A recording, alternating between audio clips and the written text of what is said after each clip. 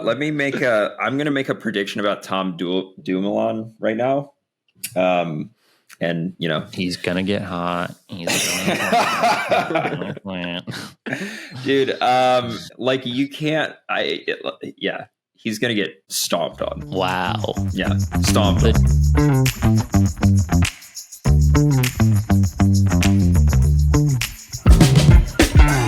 What up, party people? This is just gonna be a quick intro because it's Sea Otter week and your boys are heading out there. We got a lot of shit to do, so making this one snappy. Make sure you head over to our friends over at Bike Tires Direct because they got literally everything you could possibly need as far as equipment and gear and nutrition, all that stuff goes. Type in the code BONKBROS at checkout for 10% off, or you can head over to the link in our show notes. Also, make sure to check out our friends over at SILCA. You can pick up some of the Bonk Bros favorite things like the Crockpotanator 4000, the Endurance or the Speed chips. We got the strip chip that makes it way easier for stripping your chain for the first time you're doing up that SILCA wax. And they've got plenty more stuff too. So head over to silca.cc today. Make sure to use the code BONKBROSgravelseason. That's capital B, BONKBROSgravelseason at checkout for 10% off. And last but not least, we have our new friends over at KETONEAID. They've got the best ketone esters in the business. They've got ketone heavy, ketone light. The ketone light tastes a little bit better, but it's pretty diluted, so you have to use a lot more of it. But yeah, you can pick up either of those over at ketoneaid.com/bonkbros, or you can check out the show notes, and we got an affiliate link there. If you have any questions or feedback for the show, you can drop us out at bonkbrospodcast@gmail.com, or you can hit us up at the Bonk Bros Instagram page. Dylan, Dizzle, and I will all be at Sea Otter on Friday, so make sure to check us out. We'll probably be over at SILCA. We'll be bouncing around some of the other booths. Dylan's got his own, he's Mr. Popular over here, so he's got all kinds of things booked. So just come find us, give us a shout. We'd love to see you. All right, let's get on with the party.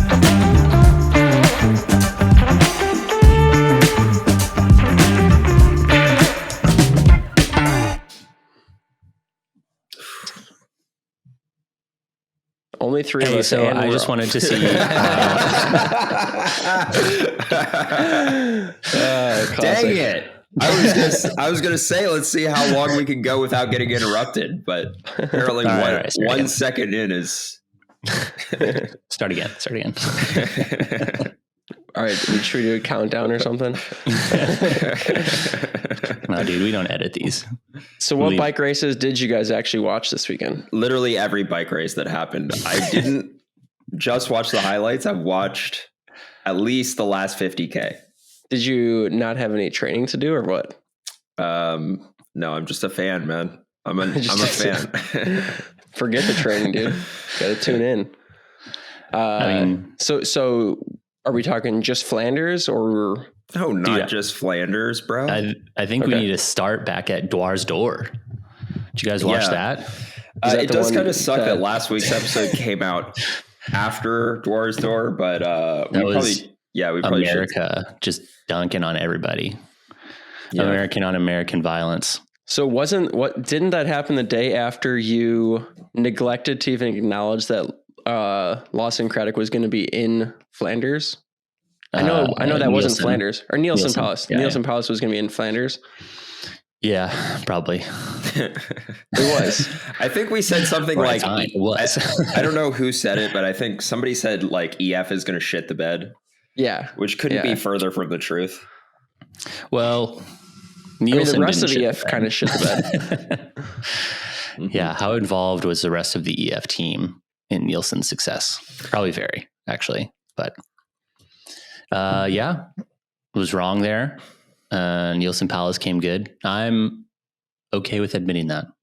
I feel like that's a big point of growth. I think I feel like this screenshot of his Wahoo after the race was going viral because Adam, you sent it and multiple other people sent it to me and a lot of people were commenting on it. Those numbers that Nielsen Palace did for the race, not very impressive. And look, they're big numbers. Like if you're an amateur, you're like, whoa, dude, like that's a lot of watts for that duration. What I'm saying is those numbers, that's like, I would expect that out of a lifetime Grand Prix race. Oh yeah. I mean, you have to understand the context of it too. Like it's not a gravel race where you're just balls out the whole time. Like I'm sure there were some impressive moments, right? Like the breakaway moment. But his max power for the sprint was only like 1,050 watts or something. Like it wasn't much. Yeah. Which was even more impressive that he took down three other teammates with that sprint. It's crazy that Wout lost to 1,050 watt sprint, but I think that Wout said that he he was cramped in the sprint. Yeah. If you watch his interview after the race, it's actually kind of sad. But yeah, so I mean, like going back to it though. So, I mean, if you're just looking at the numbers, and this is why I sent it to you guys, like not that impressive. Like any of us probably could have done those numbers. I disagree with that, but he did 320. He did 320 normalized for 4 hours. For 4 hours. Yeah. 40 minutes. Yeah. Are you saying you can do that? I mean, maybe not today. At one point in time I could. Not anymore. But again, so like there were probably some moments in the race though that were very impressive. I'm sure there were. Yeah. Yeah. But it was funny though. And the reason I sent it was because like the caption of the video that I sent you guys at least was like Nielsen Palace's power numbers with the emoji of the dude's like head blowing off, like, you know, like mind blown. Mm-hmm. And I was like, okay, not really mind blowing numbers here. Mm-hmm.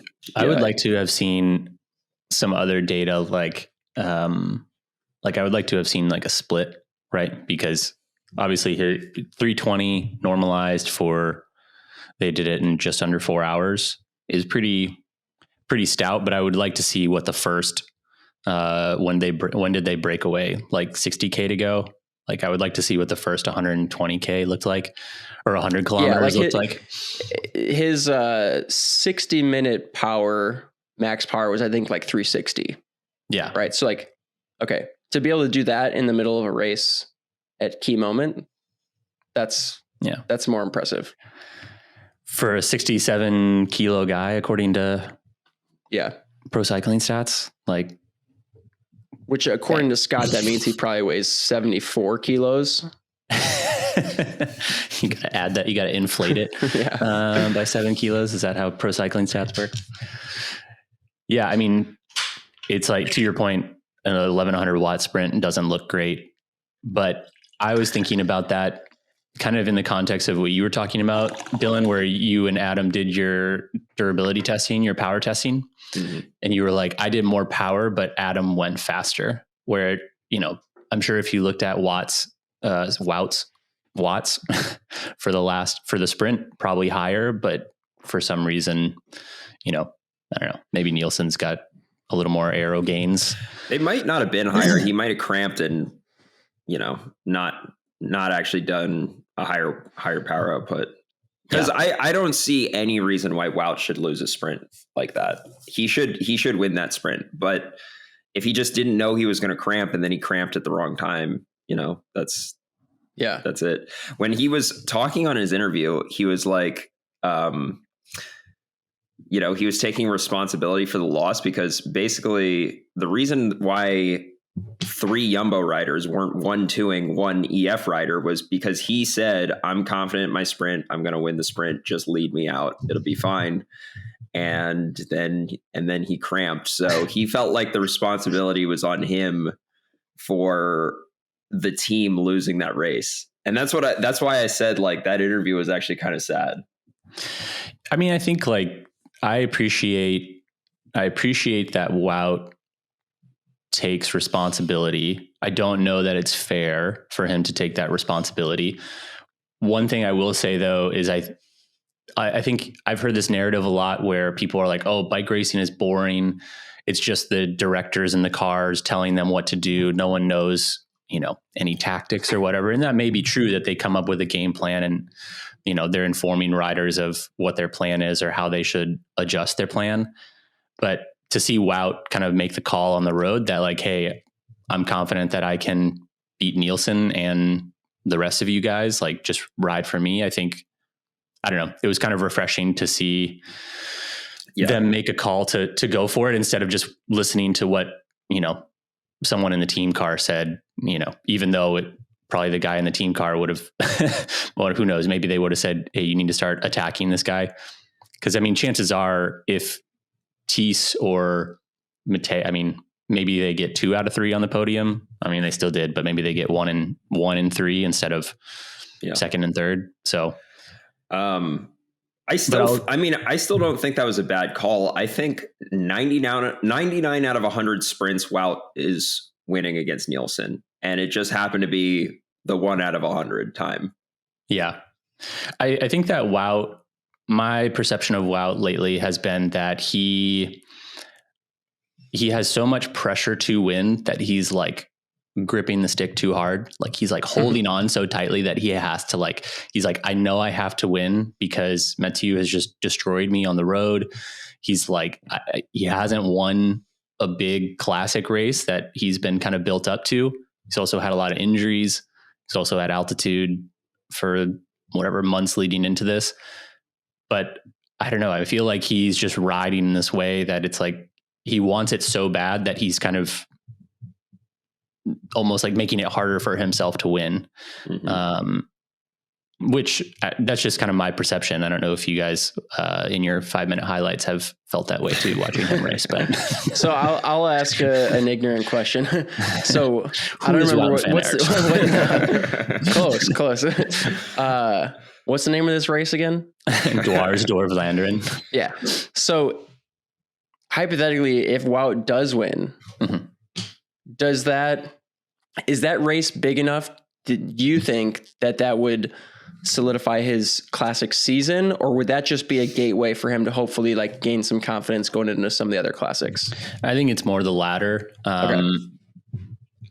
I don't think that there's all this, if you win Omloop or you win Gent-Wevelgem, it's actually like a curse. It's kind of like the curse of the world champ stripes, right? Like people win the world champs and then they don't win a race all the next year.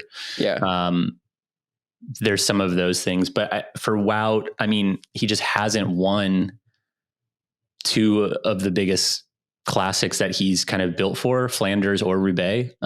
He's always had bad luck in Roubaix, or Mathieu has been there. In Flanders, he's come close, sprinting with Mathieu 2 times, I think, and come up second both times. So I think it's more that there's kind of this pressure buildup on him being, of Belgian nationality, and not having won a big race like that, where if he had won Dwars d'Or, I think it would have relieved a little bit of that pressure. I think he'd still have pressure to win, but Dwars d'Or, I think, is a big enough race where, maybe it's not, to bring this back to gravel, maybe it's not winning a lifetime Grand Prix, but you want a BWR race or something like that where, Yeah, I feel like that's a good analogy. I mean, what he really wants is Flanders or Roubaix or both, Yeah. But with Pogacar showing up, I think Flanders is just too hard for Wout currently. He needs the race to play out in a totally different way than it does with Tadej just whacking it. So should we talk about Flanders then? Yeah, dude, let's roll forward. So as a transition, talking about Wout and him gripping the stick too hard, what do you make of him? So where Tadej finally got away, Wout did this cheeky move where he attacks before the climb, and he had a little gap going into the climb. And I don't know, ultimately it wasn't going to work because Tadej was so freaking strong. But I don't know. At the time I was like, man, I don't know if I would do that. Like, probably just save your matches for the climb to see if you can hold Tadej's wheel. Yeah. But I think the way that Wout was riding was similar to how Ghana rode in Milan San Remo a couple weeks ago, where like Tadej had been hitting it on every climb, and like the Quermont is, I think it's not the steepest. Like the Paterberg is definitely steeper and the Koppenberg is definitely steeper, but they're shorter climbs. Whereas the Quermont just drags, like you drag into the cobble section already, and then it's like a whole 2 kilometers that you're just like slowly going up across cobbles, and then it sort of flattens out at the top. And then you're kind of riding across some flat before you drop down to the Paterberg. So like for Wout, I think he needed, because Tadej had been attacking so much and he was having to respond, he needed a steadier pace going up because he couldn't. You saw every time that Tadej would attack, Mathieu was there, but Mathieu, has that explosivity, whereas Wout seemingly prefers like a steadier tempo up those climbs.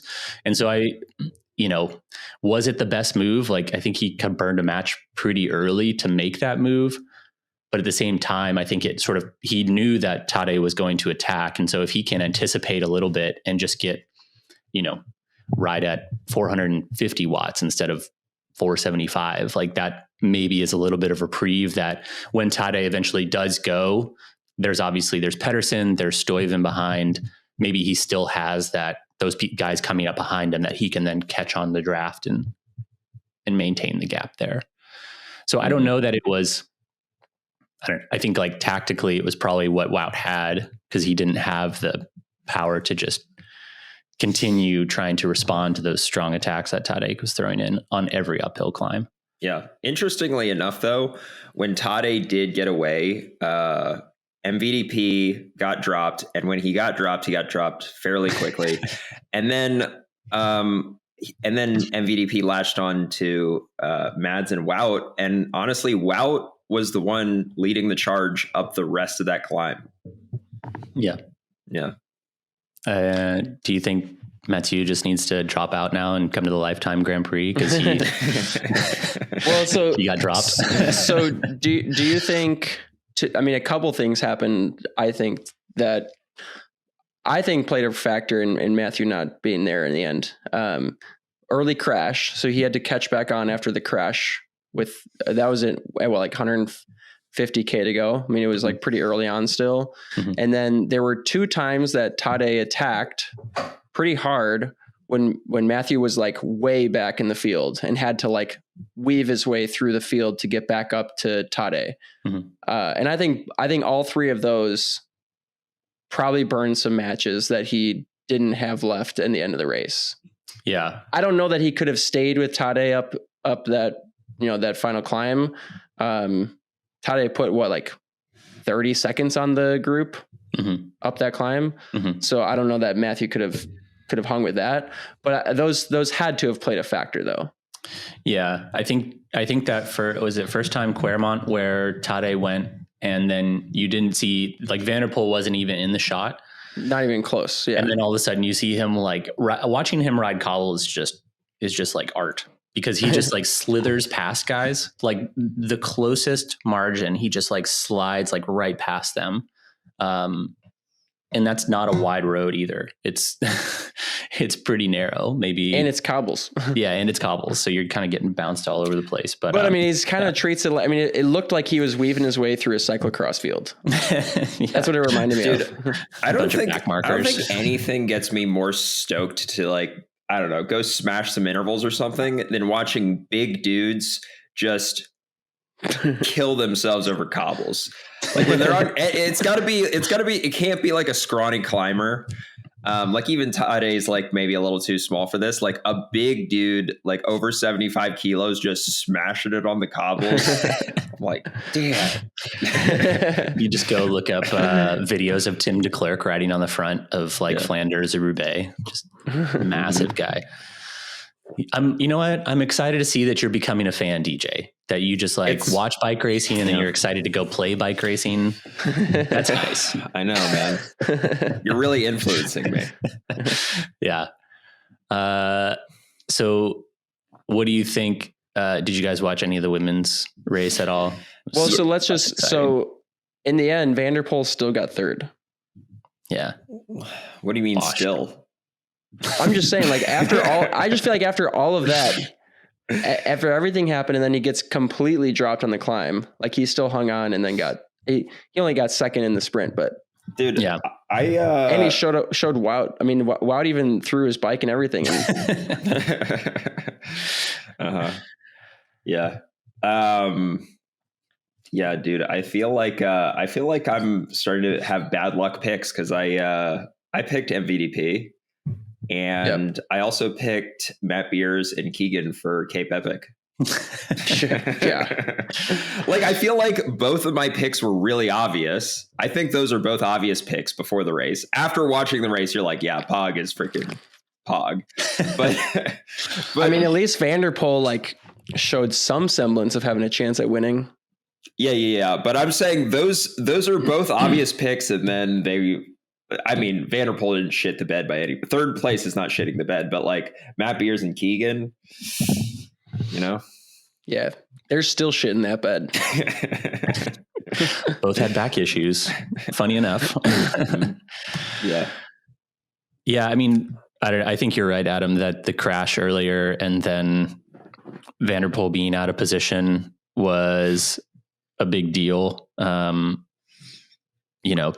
led to his inability to kind of continue to keep up with Pog. I feel like if he had a cleaner race going into that, I think what we saw in San Remo is that he just has the durability, and in all the races that he's done, he has the durability to just kind of do what he wants. And yeah, it would have been interesting to see how a clean race for Van der Poel, if it changes at all, or if Pogacar just rides away on the Paderberg. And yeah, it was funny. There was one moment where one of Pog's teammates was on the front and Pog was sitting behind him, and he like looked back or something to like ask him how he's feeling, and Pog was just like, "Yeah, feel pretty good." It's probably in zone 1, dude.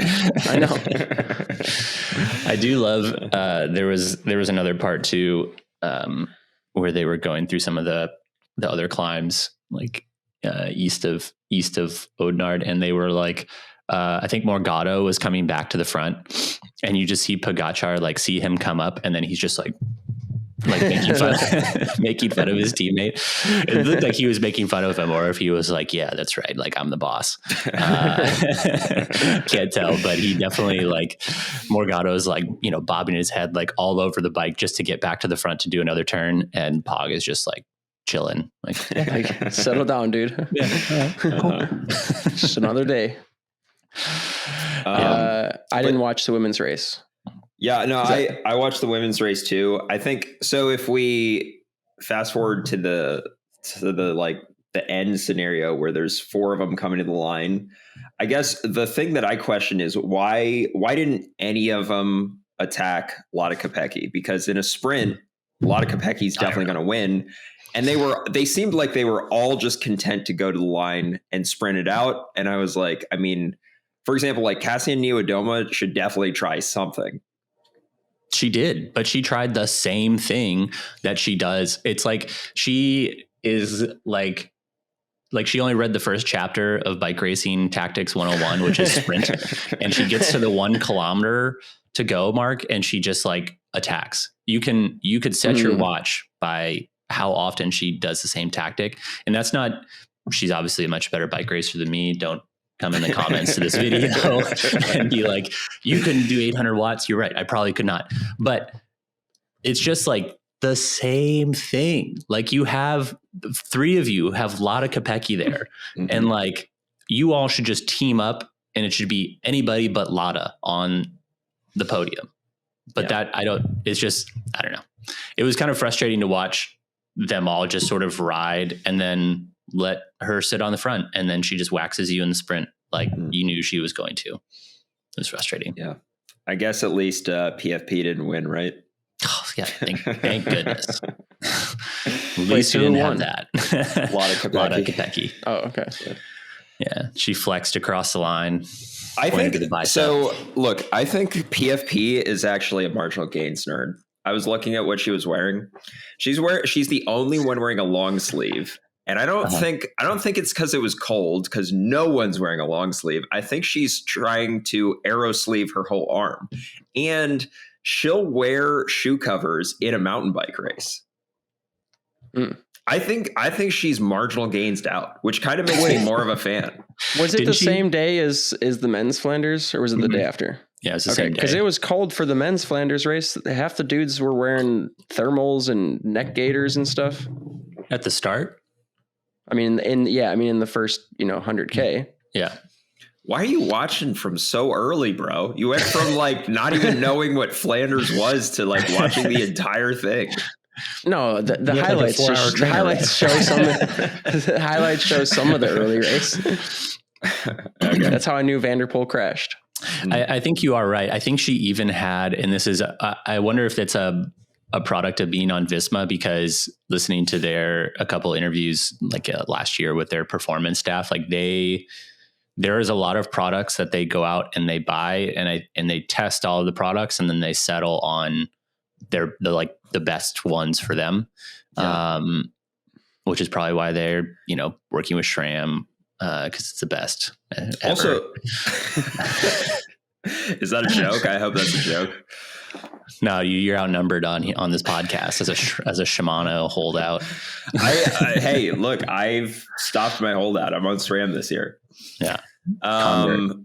Also, I don't know why I didn't mention this. Didn't she have the inflatable hubs, the hubs that inflate your tire? That's what I was going to say. I don't know if it was inflatable or if it was the classified. It might have been the classified hubs. Oh, because she was running a 1x probably. Yeah. Was she running the 1x Explorer? Mm-hmm. Right? I think so. Yeah. Okay. Which that's pretty sick. Have you guys ridden a classified hub before? No, I was actually I don't really know how it works. That's just an internally geared hub. So instead of having basically 12, it has a big ring and a small ring in the hub. So you can run a 1x, but it's going to be like an expanded 2x with the classified. I've only ridden it like around the parking lot and stuff, so I haven't put miles on it, but they're pretty sweet. Yeah. And it supposedly only adds like 5 or 7 watts of drag. So like, that's horrible. What do you mean only, dude? Only 5? Yeah, but like to have 2x gearing with a 1x. Also, it's going to add 5 watts of drag in the small ring, which is probably where you don't want it, because that's where you're going to be going up a climb and potentially get dropped. Yeah, I mean, I think it just universally adds 5 to 7 watts. No, I think in the big ring it doesn't add anything, but if you go to the small ring, maybe. I geeked out over a peak torque video on it. Okay. Yeah, I don't think it actually adds 5. I think you were overestimating. If it added 5, that's ridiculous. That's what I thought. Especially, dude, PFP, because PFP is small. I mean, PFP probably puts out crazy watts, but she's smaller. So 5 watts for her is like a bigger percentage of her FTP than if Wout used it. Like if Jumbo but she's got sleeves on, so that like compensates for it. Okay, I guess it says they claim less than 1%. I don't know where I got 5% from, but no, you said 5 watts. I mean, or 5 watts. If you were doing 500 watts and it was 1%, it would be 5 watts. Yeah. So, all right. So I think actually it was like the inflatable hubs or whatever. Okay. That's this one. Just based on the front. It's on the front. Yeah. Yeah. Dang. Look at us. Deep dive. Yeah. Yeah. Look at us actually fact checking something for once. We can actually get to the fact checking because we haven't changed topics 10 times. That's an interesting point that you bring up, DJ, about her wearing shoe covers in the mountain bike races and stuff too, because that shows that it's actually her that's driving some of that marginal gains stuff versus like the team forcing it on them. Yeah, because the other Jumbo riders don't necessarily do all that stuff. Yeah, I didn't see other Jumbo riders with those hubs or shoe covers or sleeves. She didn't have the TT helmet though. What's up with that, Pauline? Huh? Maybe it messes up her hair. Yeah, the ponytail can't go anywhere. I mean, that is a good point. I totally forgot that she would wear shoe covers in mountain bike races. Who else does that? I don't know. I don't know Pauline. if anyone. Yeah. White shoe covers in a mountain bike race. She might be the only person in the history of cycling to wear white shoe covers in a mountain bike race. Except you. Even I haven't done that. I mean, seeing the proliferation of, I think every top rider, and I'm not going to fact check this, but I feel like every top rider that I've seen has had on some type of Aero shoe cover. Like at the front of some of these early season classic races. Like I know Van der Poel's got them on. I'm pretty sure Pedersen has rocks like the shoe covers. It's interesting. Did Pog have him on?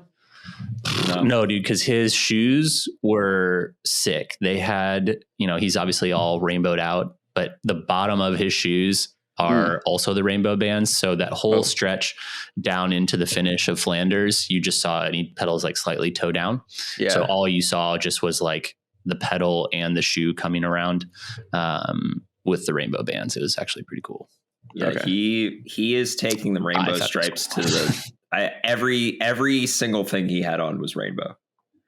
Which, I mean, you know what? If I was world champ, I would do the exact same thing. Oh yeah, those are sick. 100%. 100%. Some of the bikes though, like I feel like some of the bikes are a bit much, but yeah, dude, I'd be living that up. I'd probably have rainbow everything. Just wear it every day. Probably have rainbow bed sheets, dude. When I go to bed, just remind myself. I would be that guy at parties that would just tell everybody, "Oh, these rainbow bands, yeah, I'm world champion." Like, he's super annoying. Yeah, I was trying to find a picture of these shoes, but I already saw them. Okay, well, I want to look. Dude, Wout find them again. Wout didn't have them on. That's probably the reason why he didn't win. Do you guys also watch World Cup mountain bike race this weekend or no? Yeah. Yeah. So I did. I watched it on the YouTube channel that some fan sent us. I don't know if where you guys watched it at, but he sent it to us and said, like, they post this within like 15 minutes of the race finishing, basically.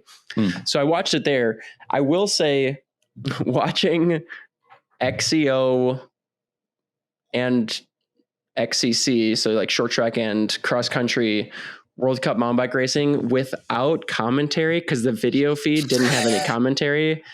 What? It didn't have any commentary. What? It takes away from the experience. What bootleg? Who was streaming it, dude? Why wasn't there commentary? I don't know. I assumed that this was the only place you could watch it because this guy sent it to us and said, like, "Hey, if you want to watch World Cup racing, here it is." Yeah, no. Okay. I mean, sports needs commentary. Without commentary, yes, it's like, that's what I was going to say. Awful. So is that this what YouTube channel was called Veka? Oh yeah, dude, you definitely got some viruses on that computer now. Nah, it's just YouTube. Is that what the commercial rights are for? Is it really the video stream or is it just the commentary? That's what I assumed. I don't know. I figured they couldn't have the commentary because they didn't have the video rights. Where did you guys watch? So you watched it without commentary, is what you're saying? Yeah, on the trainer. Yeah, dude, that's like riding the trainer in a dark room. What did you listen? No stimulation. What did you listen to? The dulcet tones of his. Nothing. You didn't like put on a podcast or something? No, I should have. I think I was also like checking some work emails and doing some other stuff. So, bro, why are you riding so easy that you check work emails? He wasn't, dude. He's just doing Zen zone 2. I mean, I don't know if I'm doing zone 2, you can do whatever. Adam Saban, Zen master of the Bonk Bros. But all right, where did you guys watch it at? HBO. Okay, I'm dead serious. Are you actually HBO? Yeah, HBO or Max. Max. Where did you watch it, Dylan? I didn't watch it on my computer. Whose computer did you use? You watch it on your phone. Peta's staying with me, and I watched it on Peta's computer. So where did she? You don't know how? Okay, I don't know. It was Australian. I don't know. It was an Australian keyboard configuration. She had to use like 20 VPNs to find it. So I mean, I was going to suggest that since we technically cover some level of bike racing, we should probably just have like a Bonk Bros account for some of these channels so that we can actually watch the real feed. Because I mean, I almost turned it off because it was like at one point I was like, it's just getting really boring. It'd be a business expense, you know? Yeah. Oh yeah, dude, it's a write-off. So yeah, we'll have to look into that HBO Max subscription. Scott's our tax guy. Are you sure he already isn't doing this? So let's start with this short track race. Did you guys watch the short track? Yeah. All right. completely polar opposite is mountain bike racing team tactics compared to road racing. Are you talking Blevins about and Krivetsky almost took each other out trying to fight for the whole shot into the finishing chute. that was kind of Like wild. Yeah. I mean, like rubbing bars. Blevins had to like close the door on Krivetsky. Like, do you think he knew it was Victor? Oh, 100% he knew it. I feel like the tactics were more like in like you would see in an F1 race where the teammates have to, they shouldn't crash each other out, but the teammates want to beat each other. Like if it's 1-2 teammates in an F1 race, they're still going to race each other. And I think it's the same with mountain bike. I think I agree. And I think it's awesome. I'd much rather see that. I'd rather see two people that both want to win the race bad enough that they're willing to take each other out as teammates than just like slow rolling to the finish. Chris, you can have it today, whatever. Yeah. Cause like hypothetically in Dwars, if Nielsen wasn't there, the Jumbo riders would have just like held hands across the finish line. Yeah, you know exactly. What I mean? But even so even earlier, Blevins was off the front with trying to think of who it was. One other rider. They were off the front. They probably had a 10-second gap, and Krivetsky, I think, bobbled the climb, so he had to like put a foot down, and he kind of got pushed into the chase group. And he single-handedly brought the entire chase group back to the front. So again, it was like his teammate is off the front with another guy, and Krivetsky brings 6 riders back up to the front of the race. Mm-hmm. Again, I think it's cool to watch because it just shows like both guys want it bad enough that they're willing to take each other out. They're willing to sabotage the result. And in the end, I mean, like I know that they say in their Instagram post, like, so stoked that we got 1-2 today, or so stoked we got 1-2-3 today. But really what you mean is like pretty stoked that I won. Yeah. Right. Great job, team. I mean, the men's, I'm trying to like fast forward to the highlights here. Oh, it was Koretsky actually that bobbled the climb. The climb, he bobbled the climb and gotcha. Was stuck in the chase group. It was like at the back of the chase group, and then you'll see within like 30 seconds he pulls that entire chase group back up. Hold on, you know what deserves some respect? I'm going to share my screen here again because we have that technology. Did you guys see Blevins' sick little like nose tap over the jumps here? Dude, Blevins is stylish AF, man. When he rides a bike, like he can manual forever. He can do whips.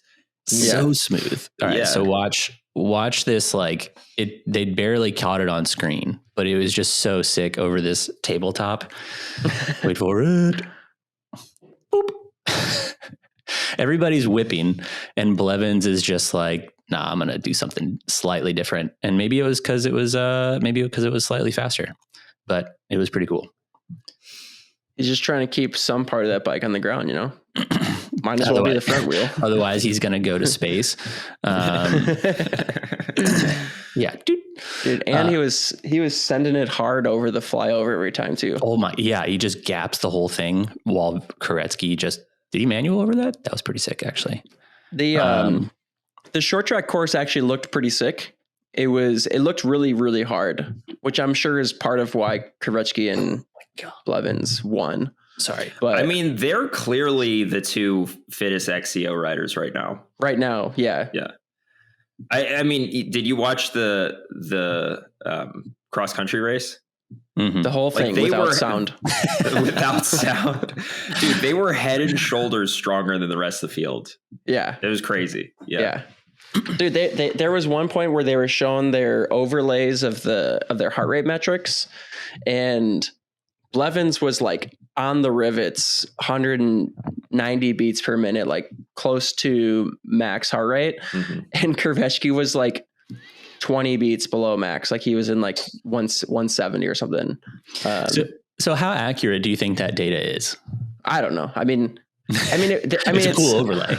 It's a cool. Yeah, I don't know how they're doing it, how they're broadcasting their heart rate real time, because somehow they were getting real time data. They're all what are the odds that they literally just made it up, like the bicycle roller resistance guy? Whoa!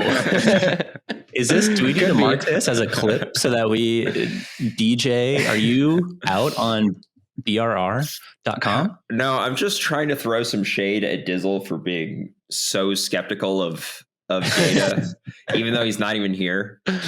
You guys always talk about me when I'm not on.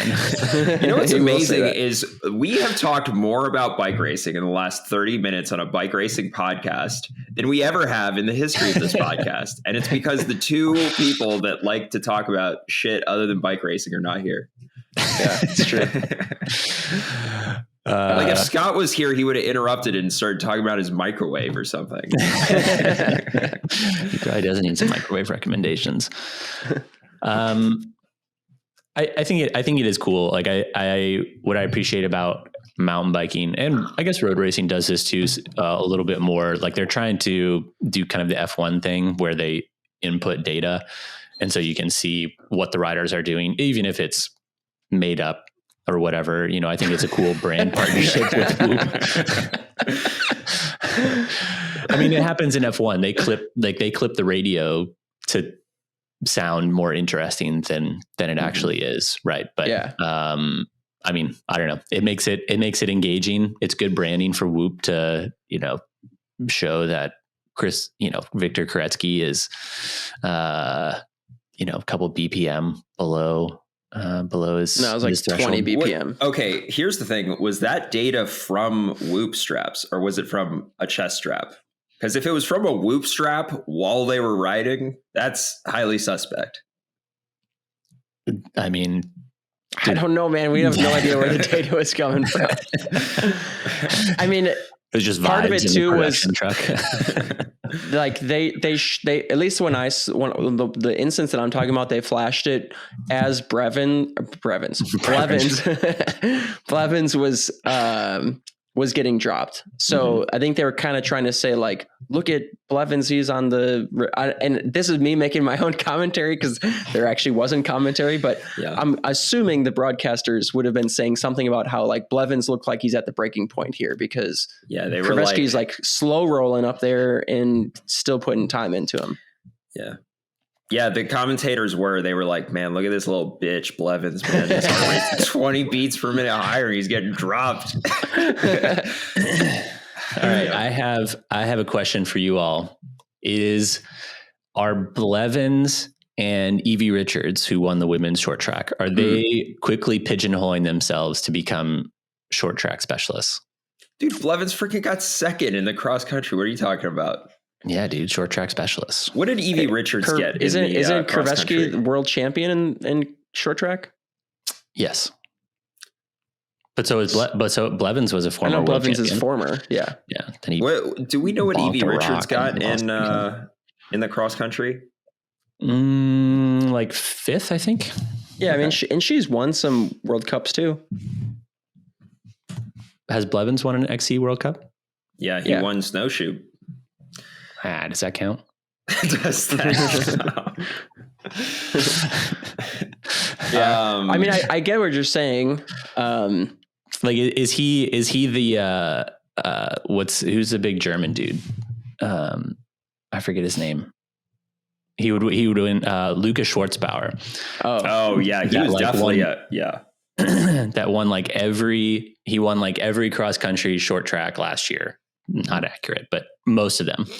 And I think he finally won an XC race, or maybe it was even who was the guy that was commentating? Adam, you wouldn't know, but the Brazilian dude, Henrique Avancini, who he won an XCO race, and it was just like they were talking as if he had won the fifth monument of cycling. Like it was the thing that was holding his career back. Forget that he was like world champion and like an awesome racer. It was like he finally won an XCO race, and that was more. But yeah, I mean, Avancini was kind of a short track specialist. Yeah. Let me see. I don't want to say that short track racing is easy, because it's definitely not. Short track racing is very hard. But I feel like it's just easier to hang on for 25 minutes than it is to hang on for an hour and 25 minutes. I beg to differ. I always got dropped in a short track race. Well, that's because you were best at 8-hour racing. Uh-huh. Yeah, I mean, if you think about what Blevins is good at, like his 20-second to 1 minute power is like off the charts. Yeah. So those like short little punchy efforts in a 2-minute lap on an XCC course are like perfect for him. Yeah, I say it tongue in cheek, right? Of just like Chris Blevins is obviously an amazing bike racer. He, got beat by his teammate only by a few seconds, really, in terms of 10 seconds, I think, at the end of the race. So it's not as if he's terrible at XCO, but it definitely short track fits his, I'll say, like his phenotype. Like he's very good at those short punchy efforts. So it's why he's a former world champion. It's why he continues to do well in these short track events. But it's impressive to see his crossover and his ability to still hang. I mean, the only time that Koretsky he's not hanging, dude. I mean, he should perform in the XCO races, right? Like I think last year, even with Avancini or Schwartzbauer, they would crush those really short track races, 20, 25 minute races. But then it would come to the XCO races and they'd still do well. They were still top 10, but you could just see that they didn't have that, I'll say, maybe repeatability over a long period of time. Just because, slightly different race. Climbing up a ski hill is a little bit different than just doing 25-minute efforts, I guess. So, yeah. The like the men's race, I felt like was over. When did they break away? Like lap 1 or lap 2? It was pretty early. The first lap. It was like towards the end of the first lap, I think. Yeah. Yeah. What I was going to say is the women's race, you didn't know who was going to win pretty much the entire time until last lap when Samara Maxwell got away. Like the lead changed. I felt like the lead changed like 5 times in the race. I do really love the women's racing for that reason. Like the parity in the women's mountain bike racing is so good because it's not the case where you have, and the men's has gotten better too. I feel like back when I started watching XCO racing, it was either going to be either Nino or Absalon that was going to win the race. It was just, a question of by how much and which order. But with the women's race, I mean, Samara Maxwell is still 23. So she's like, new to the elite field.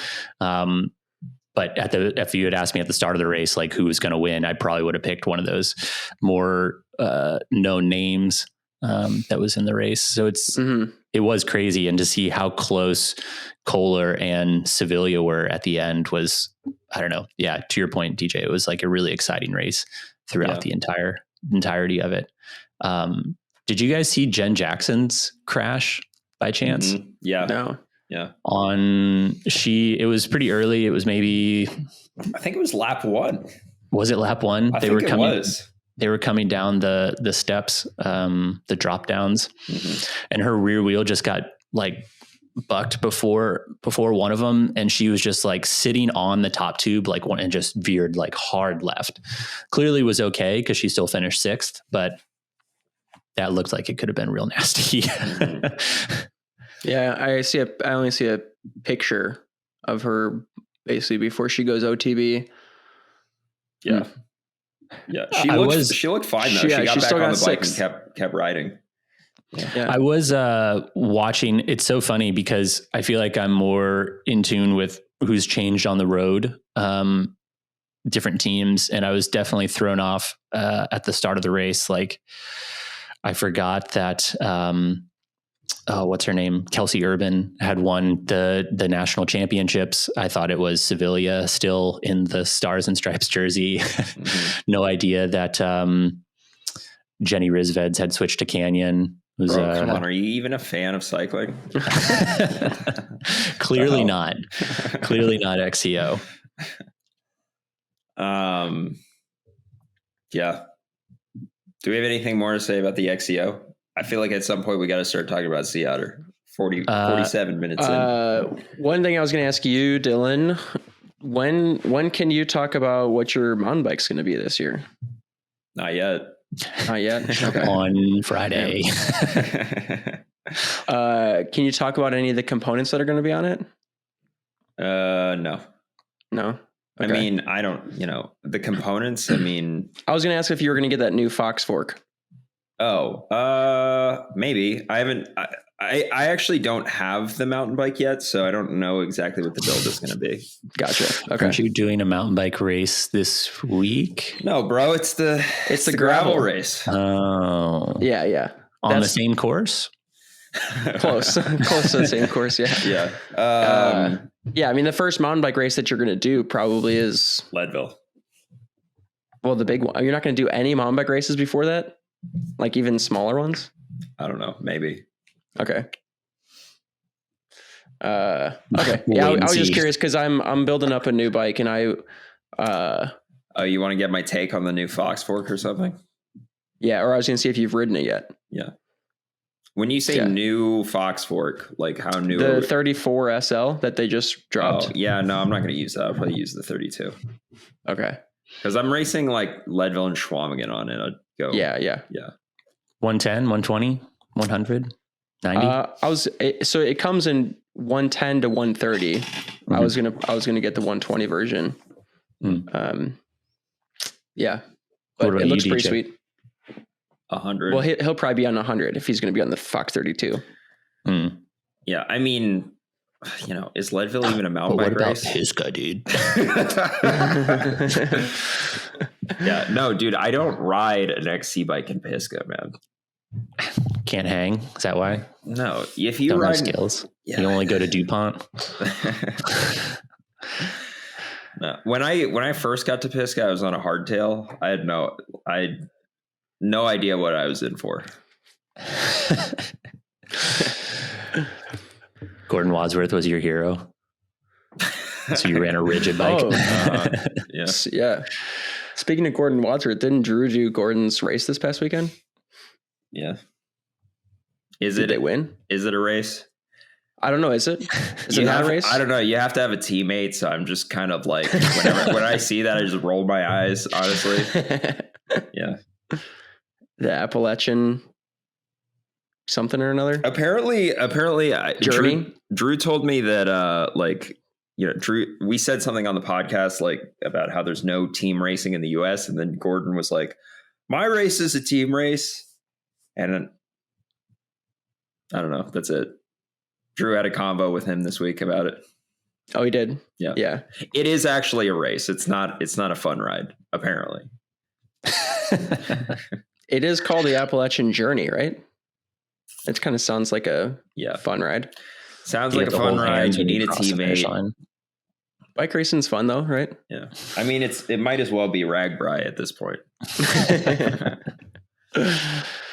Yeah. So we can move on. What do you guys want to do? Listener questions, or you want to talk Sea Otter? Let's talk Sea Otter, and then we'll do listener questions at the end. Yeah, I don't know how much info I have on Sea Otter because I haven't actually ridden the course yet, so I don't. So it's the gravel race this year. I kind of blocked our previous conversations from my memory. I forgot that. What's the reason for the switch? Well, I think they added Little Sugar, and I don't think they want the series to just turn into a mountain bike series. So that's why they went to the Sea Otter gravel race instead of the mountain bike race. So this is the first Lifetime Grand Prix event of the season. Let's just quick run through what are the events again. So Sea Otter gravel, Unbound gravel, Leadville mountain bike, Schwamigan mountain bike, and then Little Sugar and Big Sugar. So Little Sugar mountain bike, gravel, Big Sugar. Yeah. So it's 3 and 3. Thanks for doing the math there. No problem. I just wanted to keep up for those watching. So if they would have had Sea Otter mountain bike, then it would have been 4 mountain bike races technically versus 2 gravel races. Yeah, which I mean, that's like practically a mountain bike series at that point. Now we could argue about whether Leadville and Schwalben are mountain bike races, which I do frequently, but I think they just didn't want, with how popular gravel is, they can't have a mountain bike series. Yeah, I mean, to just quick touch on like Sea Otter and Leadville being mountain bike, Schwalben and Leadville being mountain bike races versus gravel. I still think both of them favor a mountain biker over a gravel racer. Mm-hmm. So again, yeah, I mean, you don't want the series. The series has already been kind of dominated by mountain bikers up to this point. Yeah. At least, former mountain bikers. I don't know if they'd call themselves mountain bikers anymore. I wouldn't call them mountain bikers anymore. I think Finsty in his Instagram bios puts like a mountain biker with a gravel problem or something, if I'm not remembering incorrectly. Yeah. So I think it's fair to put. I think the Sea Otter are you guys doing 100 miles or 60 miles? Are they doing? I think it's 3 laps of a 30-mile course. Yeah, so you're doing 3 laps instead of 2 laps. Yeah. Okay. Well, real big endurance feat there. Yeah. So I don't know. There is a single track section, but I think it's one of the single track sections like on the back end of the course, so it's pretty tame. Apparently not very technical. Not that Sea Otter is technical on any section of the course, but other than that, it's gravel or road. Yeah. Not much road though. Not much road, mostly gravel. Yeah. I think it'll be fun and interesting to see how it plays out. Yeah.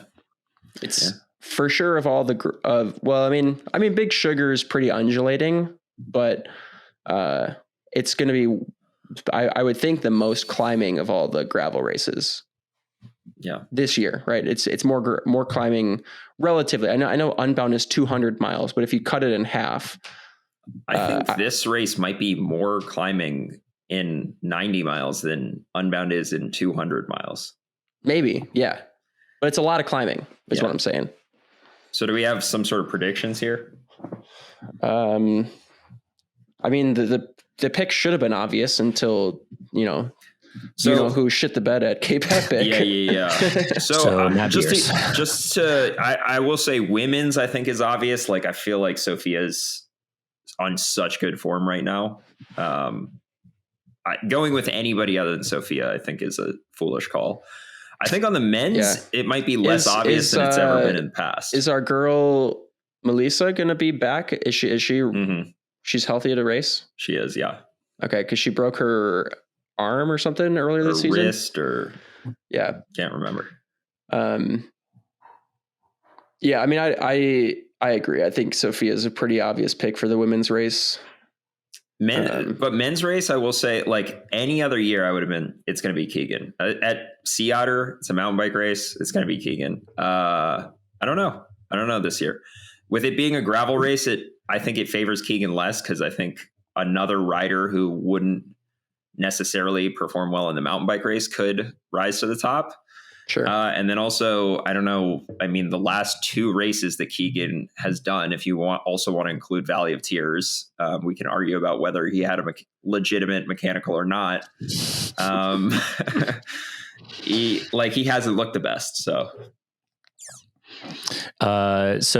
I see on the climbing, there's 2,700 feet per lap on the Sea Otter course. Okay. So that's pretty serious over. And how many miles? 29.6 miles. Okay. So 8,100 feet and 90 miles. That's pretty good. I don't have enough fingers to do that math. So, but I see that. I mean, I was just scrolling down and was a little shocked to see Howard Grotz on the list here. Do we know if he's back? Oh, is there a start list? No, not a start list. Sorry. But the list of athletes for the year is what I'm looking at. It's a gravel race. They don't have start lists. You just have to check Instagram in the days leading up to the race to figure it out. So you're talking about like the Lifetime Grand Prix field? Yeah. Okay. Yeah. Yeah, I don't know. I haven't seen any updates. Dylan, have you seen anything about Howie? Is he? Howard's not really the type to update people about his status on social media. You know what I mean? Agreed. In your Voluminati group chat, has he said anything, or is that can you not say? I have no information for you. Sorry. I don't take Howie as a group chat kind of guy either. Yeah, I feel like Howie is he's just Howie, man. He's just chilling. Just okay. So there actually is a start list. Howard is listed on here. Hey, good. You know what? Good job, Sea Otter, for having a tab that says start list and producing Field Eat start list on here. I mean, they're all registered because you guys are automatically registered for it. But just like scrolling through to see if there's anybody of note that's in here. Tom Dumoulin. Whoa! Really? Really? Yeah. Is he doing gravel now? That's isn't he? He's got to be like a grandpa at this point, right? Dude, he's 35. Calm down. Is he really? Yeah. Calm down. He's just been around for a long time. Yeah. I mean, he's listed on here from the Netherlands, unless there's multiple Tom Dumoulins from the Netherlands. What team is he riding for? Dude, team. Oh, dude, he's racing Unbound too. He's trying to race. Dude, he's going to try and qualify. He's going to backdoor his way into the Lifetime Grand Prix this year and smoke everybody. Dang, dude. Wow. I like Dylan how you just got so sad. I like how you said backdoor there.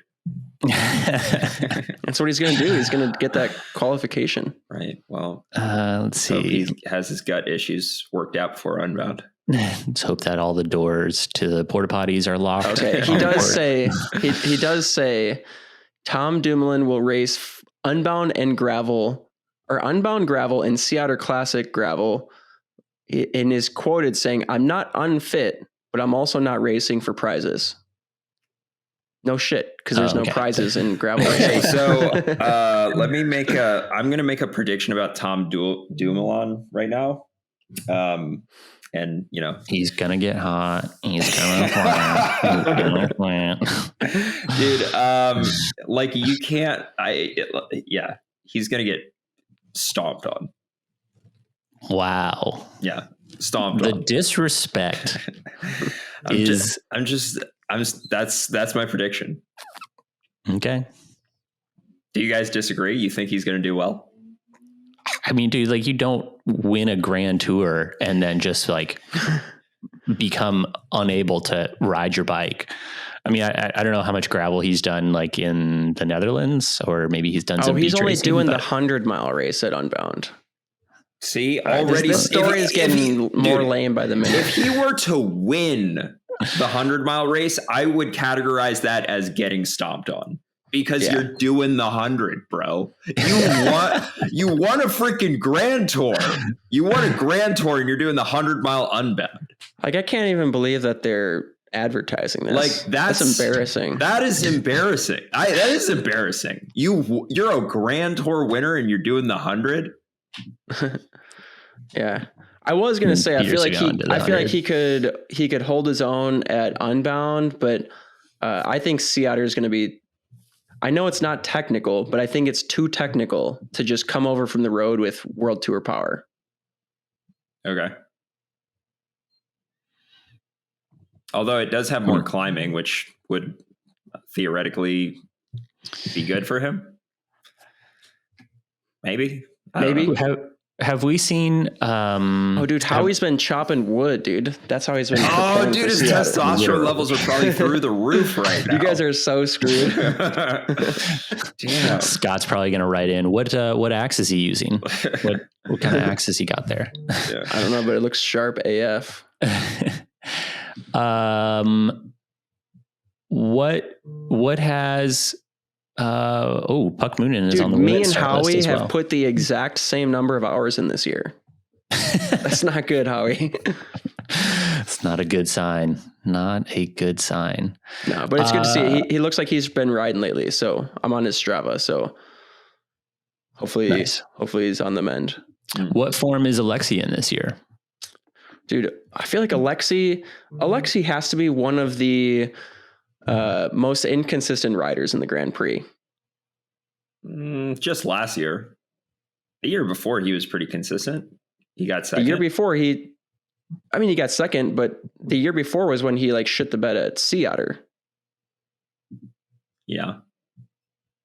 You're right. I just feel like you never know with Alexi. He's either going to be at the front or pack fod. Yeah, no, you make a good point. I think Alexi is the kind of rider that if he's not doing well to his standards, he will give up. And I don't mean he'll DNF, but he might just soft pedal to the finish. So keep that in mind. Yeah. But yeah, I mean, like this would be a really good course for Alexi.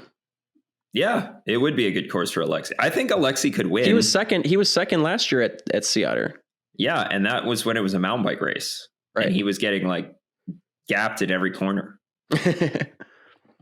Not that I would know. Which still might happen. I wasn't up there to witness him getting gapped in every corner, but that's what I heard from people who were. Did you have it up on your phone? You had your quad lock on your stem there, and you were watching the race live on Instagram. Yeah, watching the race live while I was racing. Pretty big field though, 136 guys in the men's elite field. Honestly, too many. Like the roads at Sea Otter are not wide. Yeah, dude, it's like a classic. You guys are gonna get to play bike racing. I mean, I know probably 90% of the men's field has only watched their own Instagram stories, so they didn't watch what happened in Flanders. But for those that did, they'll be able to just emulate their heroes. Yeah. So all right. So going back to it, yeah. What's the predictions? I am going with.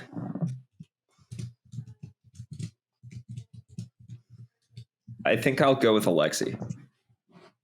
Last year he got second when it was a mountain bike race. This year he's going to win because it's a gravel race and it's a little less technical. Cool. Can I just say that was the longest moment of silence in Bonk Bros podcast history? Were you giving a moment of silence to the death of Keegan's reign? Yeah. Wow. It would be it would be interesting if the Grand Prix started off with a different winner than years past. You know what I mean? Yeah. Especially because Unbound is so unpredictable. You know, it's not like you can just, you know, if Keegan gets fifth, then all right, well, he's going to win Unbound. Like, who knows what could happen at Unbound? Yeah. All right. What do you guys got? It's the year of Rusty. The year of Rusty. Okay. I think listening to his Grodio interview, he was overtraining last year. And I think he's got it back this year. Spirit is with him. All right. And he's got Kerry Werner on his side. So why is that helpful? I know, dude. Kerry's bringing the good vibes, I guess. Yeah. All right. I want to say that's a bold pick, but maybe I'll get proven wrong. All right, Adam. I mean, so far we haven't. I know, dude. This is quite the start list. So are we all picking Sophia for the women's, or do you guys? Sophia's my pick. What do you guys think for the women's? Yeah, I think Sophia's probably my pick too. Or does anybody want to like give Melissa a shout? I'm going to pick Melissa Rollins. Okay. Well, normally I would, but I mean, it's got to be tough coming. I mean, I know she's probably been able to train. I'm sure she's training super hard now that her wrist is mostly healed, but that doesn't help preparation, right? Yeah, I did stay with Paige Onweller on my way back from Mid-South. That didn't happen, and I will say that she was talking about having some power numbers that she's never seen before, so she could be on some good form. Are you supposed to talk about that? Yeah, she asked me to explicitly not tell anyone, so that's why I said it on the podcast.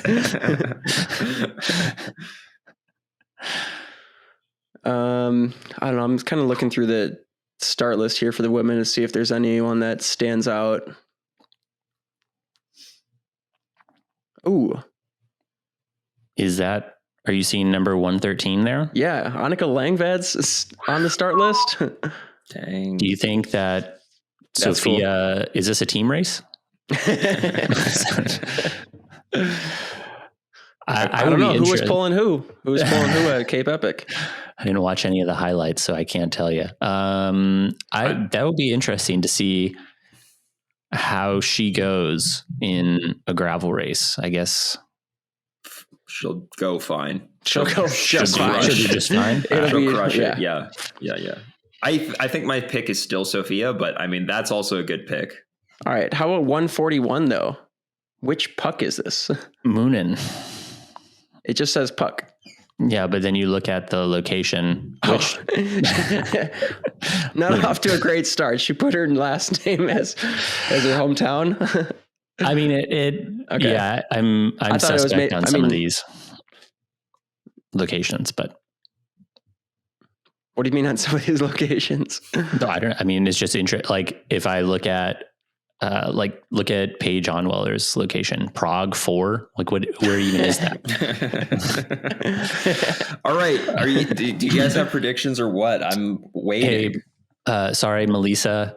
We've never met before, but I'm out on you. I'm in on Annika Langvad.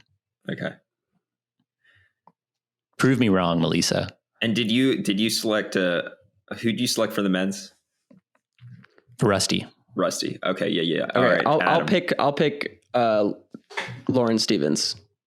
Okay. And for the men? Let me go back to it because I think.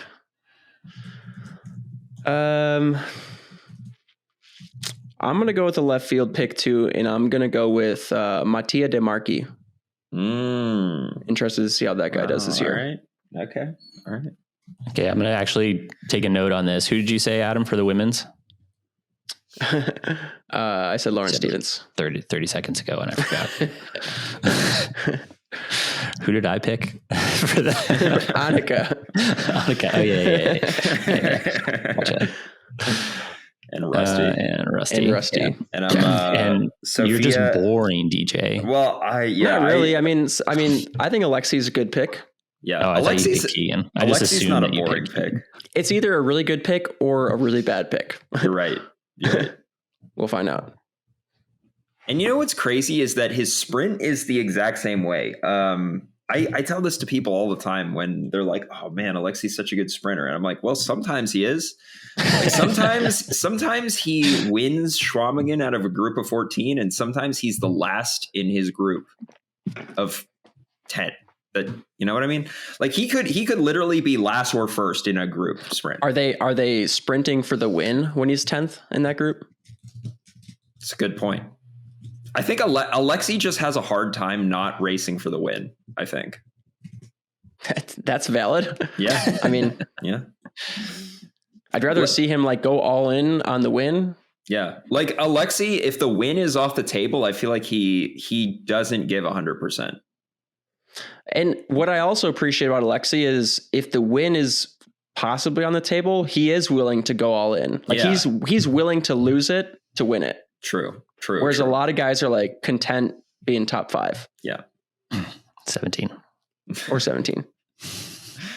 Yeah. Okay. Dude, you want to know what the craziest thing about this whole thing is? None of us picked Keegan. I know. Or Matt Beers. Matt Beers is a good pick too, but like, but he also no one picking. He also Keegan? Finished 12th at Cape Epic. Yeah, well, that's because it's a team race. If he had been there for himself, man, he would have got first and second. No one picking Keegan is wild.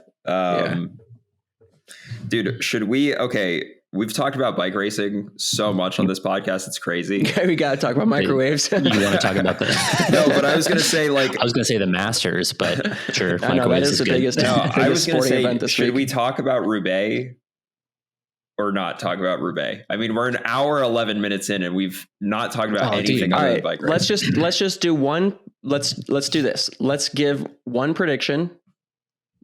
Actually, let's do 2 predictions. Okay. Who do we think is going to win the men's race? Okay, 3 predictions.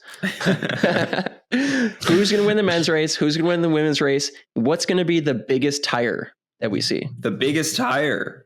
Yeah. Start with tires. That was an April Fool's joke that Renee Hurst did with the tire size, right?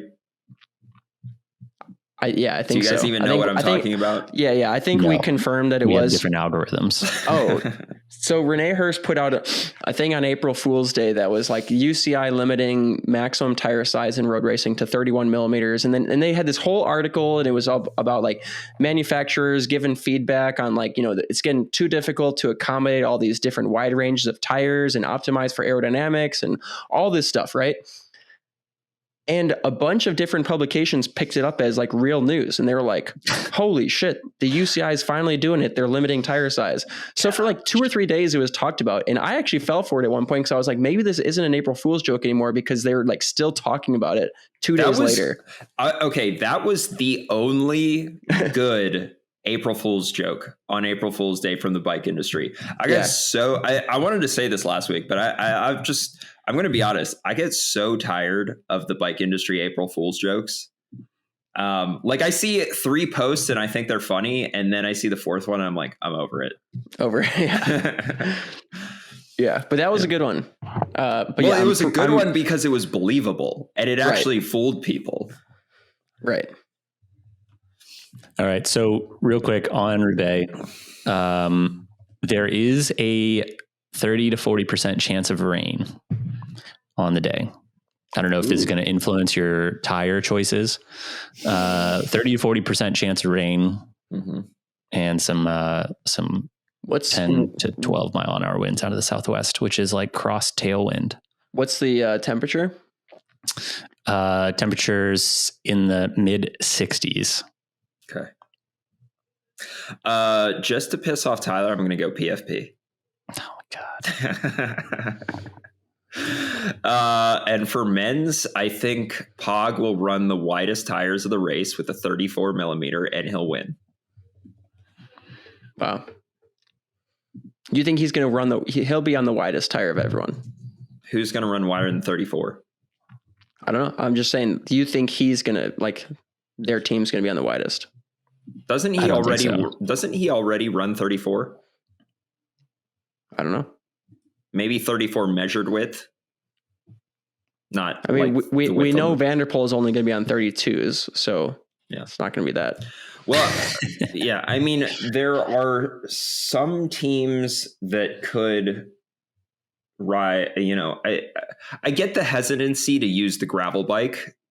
Because the gravel bike is going to be way less aero for most teams. I think you guys can remember the time that I freaked out about how Israel Premier Tech, which is sponsored by Factory, used the gravel bike and then used 32 mil tires just like they always have. Dumbest decision I've ever heard.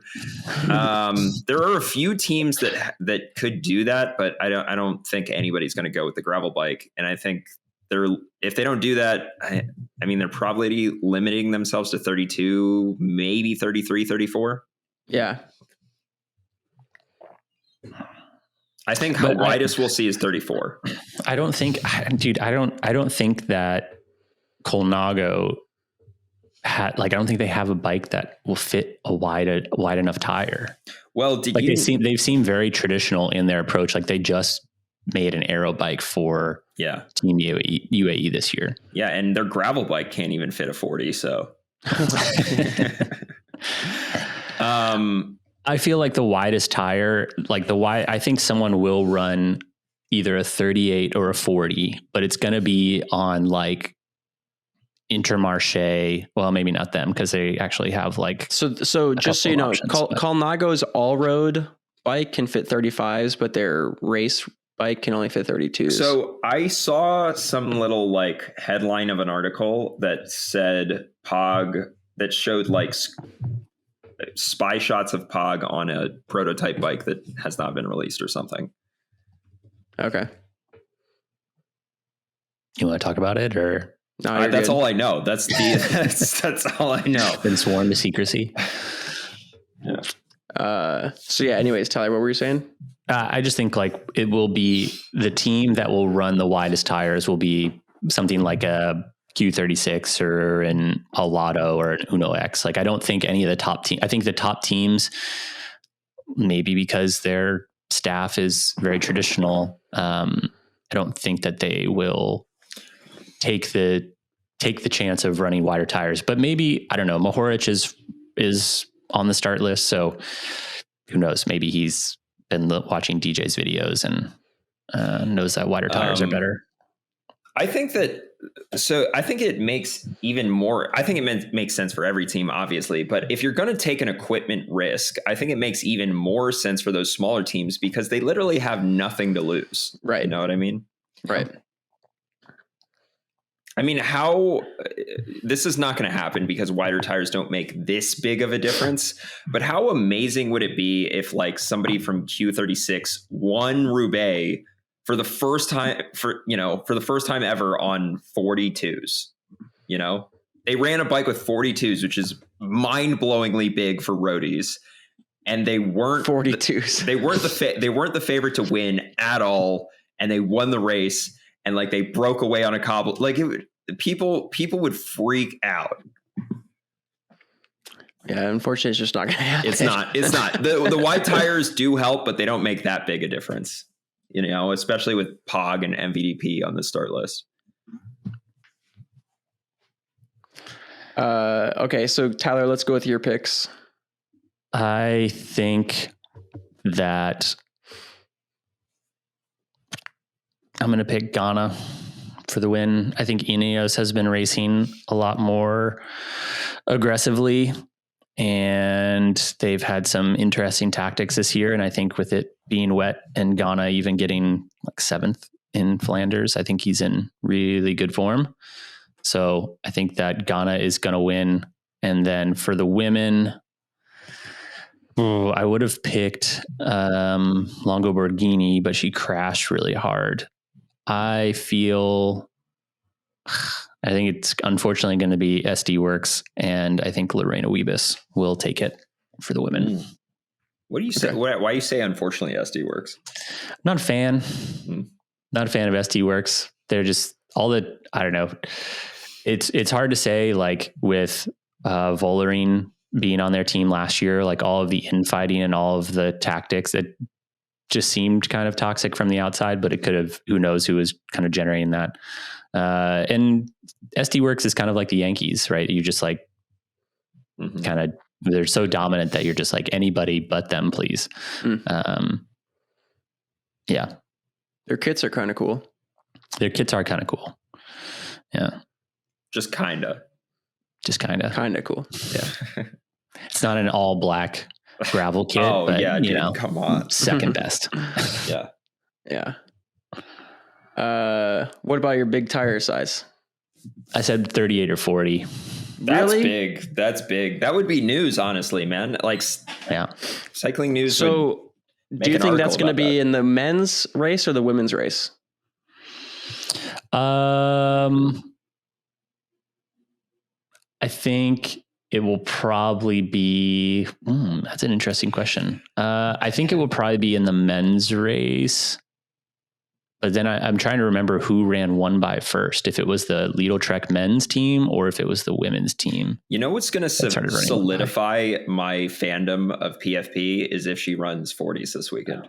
Oh my gosh. Not the classified hubs, the one by with the tire inflator. And a classified hub. And a classified hub. Don't even know they could do that. She's basically going to have like a dork disc in the back. That's how big the hub is going to be. She's just going to be riding Chase Works gravel bike. Unbranded rear wheel. Yeah. Okay. Interesting. All right. So I'm going to go with the obvious Vanderpool pick. I'm going to take it. For the women's side, I haven't seen her name in a while. Lily Williams is racing for HPH. That's pretty cool. She had a pretty good ride the last couple of weeks in some of the, in like Dwars Door, and I didn't see how she did in Flanders, but okay, cool. She's having a good year. She's not my pick, but I'm going to go with American favorite Chloe Dygert. Oh, wow. And I'm going to go 35 for either race. I know for like 4 years, we've been wanting someone to run 40s, but I don't think it's going to happen. Yeah, no, I don't think so. It will happen eventually. Mark my words, like 5 years from now, but not yet. Yeah. All right. Do you want to hit some listener questions? Let's do it. Sure. Okay. Hey guys, this is from Dale. Hey guys, how important are deep wheels when it comes to bike packing? Like 23 millimeter deep versus 40 millimeter deep. Is there any advantage if I'm running something like Race Kings? Yeah, dude, there's always advantage when you're running Race Kings. So is he asking specifically about deep wheels with Race Kings? Yeah, he says for bike packing though. Yeah, is he bike pack racing? So he's because like I feel like, man, Dale doesn't give us any context. Okay, well, I mean, bike packers could care about marginal gains if they're like trying to set an FKT on their route or something, I guess. Yeah, or if they're trying to conserve, power that they have to make with their dynamo hub. Like you can use less energy if you're more aero. Yeah, everything you just said is stuff I don't like to think about, but yeah. Fun, gross. Okay, so I mean, yeah, the answer is yes. Like we tested this in the wind tunnel, even with Race Kings, deep wheels did make a difference. Okay, and they weren't particularly wide wheels by any means. So yes, deep wheels will make a difference even for bike packing. That's so interesting because I feel like for quite a while, like companies or people have been saying that as soon as you have a wide tire, the rim profile doesn't matter anymore until it's wide enough that it does. Yeah, I mean, I will say that we were testing a very deep wheel. We were testing a 60 millimeter deep wheel, and it kind of it bowed out, and the widest point was 36 mil, which is quite wide for an external. But compared to 56 mil, so I could see there being a legitimate argument, and I don't have data on this, but if you're talking about a 20 mil deep wheel versus a 35 mil deep wheel, it's like maybe they're both so shallow with a Race King on that it doesn't matter. Like maybe it really was the fact that the wheel was that deep that the air was getting reattached after it came off of the sidewalls of the Race King. I don't know. Okay. But either way, I mean, it's not going to hurt, right? I mean, like even if you get zero, like you're not going to lose, air, watts. Yeah. You're not. It's not going to be less aero. People who, and this is a bike packer, so I don't know how much this person cares about weight or not, but aero wheels are heavier. So yeah, that's true. Yeah. Dude, I'm on Bike Tires Direct right now, and they actually have a whole subsection just for bike packing. Oh, that's cool. Kind of overwhelming the amount of things. Do they have deep wheels on there? They probably have that underneath the wheels category, but they're not specifically for bike packing. But they got a lot of stuff on here. I would think that anything gravel probably carries over to bike packing pretty well. So what do you guys think of this decision? Drew called me yesterday and he said, did you pick up? I didn't want to, but I was like, this is my business partner. It could be a business emergency. So he said he's not going to run mountain bike tires for Sea Otter this weekend. He's going to run the Schwalbe G1 RX. Okay. I mean, they're pretty damn close to mountain bike tires. Yeah, they're 50s. Yeah. But what was his reasoning? Does Drew ever have good reasoning for anything? Like he was just was his reasoning? Did he call you and be like, dude, I already got these tires on my wheels. Like, I don't know if I should swap them. I got a bunch of shit to do. He probably didn't say shit. I got a bunch of stuff to do. Crap. I think his reasoning was they look good. He's like, they look good. I was like, okay, cool, man. Like, don't let me convince you otherwise. I don't even try at this point. So I had this conversation with one of my athletes over the weekend because he was trying to figure out his tire setup for Sea Otter this weekend. Mm-hmm. And he was asking if he should run, he's got the G1 RS. So not the RX. He's got the RS, which is like their more file tread version, in a 50 or a 45, or he's got Schwalbe Thunderbirds. And I just told him, I was like, dude, I did the gravel race 2 years ago on a hardtail with flat bars and 2.4 Aspens. And I didn't feel like I was at much of a disadvantage, even on the gravel sections. It was a huge advantage on the off-road sections for the single track, but I didn't feel that disadvantaged on that bike. So I was like, I don't really see any reason why you wouldn't just run the Thunderbird front and rear. Yep. I have Thunderbirds on my bike right now, and I think that's probably what I'll run, but I haven't ridden the course yet. I also brought Race Kings, and I may switch to Race Kings depending. We'll see. Yeah. If I feel like cornering traction is going to be a limiting factor, I'll switch to Race Kings, because honestly, Thunderbirds are scary in a corner. Yeah. So I don't know. I think you're right. I don't think Drew has a lot of foundation behind his reasoning most of the time. Yeah. Okay, so do we answer Dale's question? Should he? Honestly, Dale. Yeah, if you're buying new wheels and you can either get 23 millimeter deep or 40 millimeter deep, go with the 40s. If you already have 23 millimeter deep wheels, I wouldn't buy a second set of 40s. Like, go for deeper than that. You know, get something in the 50 to 60 millimeter range. Or just stick with the 23s because you're bike packing. You're there for the vibes anyways, Dale. Yeah. And the slower you go, the more vibes you get. You're out there longer. The vibes can catch up to you. Do you think, or as Scott would say, just harden the fuck up and pedal harder? Yeah, that's right. Do you think SRAM RockShox will come out with a flight attendant version of their gravel fork in the next year or two? Ooh, that's actually a good question. SRAM said batteries are dead now. They're going back to mechanical. So did they? Yeah, probably. No, I'm just talking about the new transmission group that they released. Mechanical group set. They've released a mechanical transmission? Wow. Yeah. I don't know. Probably. They kind of want to do flight attendant on everything now, don't they? I agree. I don't see any reason why they wouldn't. Yeah. And I don't know that. I mean, there hasn't been any leaked photos or anything, but I would imagine even for a 40 millimeter fork, like, it'd be nice for it to be locked out sometimes. I have tried the Fox gravel fork and I've tried the Cane Creek gravel fork. And obviously I rode the Lauf a lot last year. I think if you're actually going for an actual suspension fork to improve the handling of your bike and all of that, I like the Cane Creek a lot. Okay. Yeah.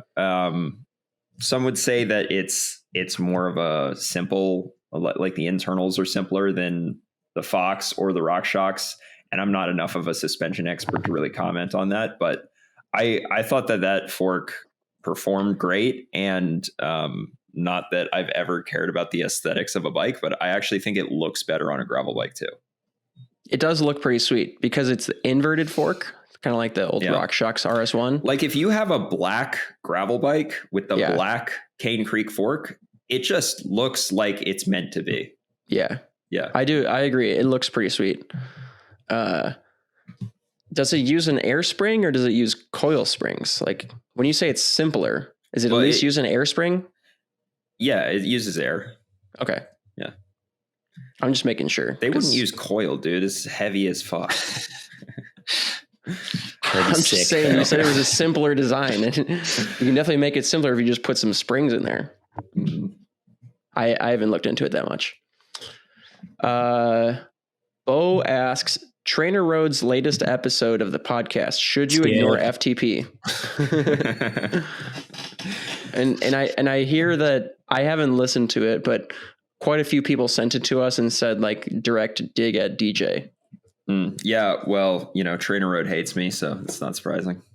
Which, they should. It makes sense when you don't even do an FTP test. It just takes a guesstimate, of what it could be or what it should be. So that's what their take was. No, I didn't listen to it either. I'm just making fun of Trainer Road. That's like, we think it's 250 today. I don't know, based on your endurance ride yesterday. I did not listen to the episode. I don't know what the dig was. I think they were. Look, the last video I put out, the title of the video is like FTP is dead or something, or FTP doesn't matter. I honestly can't even remember the exact wordage I used. That like got so many people so riled up. And I'm like, have you ever heard of clickbait on YouTube? Like if you watch the first 5 minutes of the video, I'm not saying FTP is completely irrelevant. I'm just saying durability matters more than FTP. Yeah. Which I think even Trainer Road would agree with. So yeah. For racing, right? For racing. Yeah. If you just want to do Strava segments, then actually the exact opposite is true. Yeah. Yeah. I think that was like when I was watching your video, at least the first 5 minutes of it,